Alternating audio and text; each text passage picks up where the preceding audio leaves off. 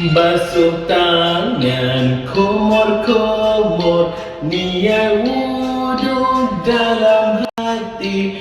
Basuh muka, basuh tangan, mesti hingga ke siku. Basuh kepala, basuh telinga, basuh kaki, baca doa, mesti ikut tertib wudhu agar wudhu sempurna.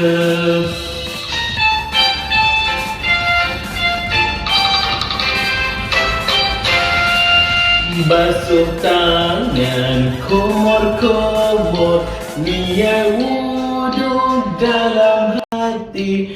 Basuh muka, basuh tangan, mesti hingga ke siku. Basuh kepala, basuh telinga, basuh kaki, baca doa, mesti ikut tertib wudhu agar wudhu sempurna. Jangan lupa follow dan subscribe.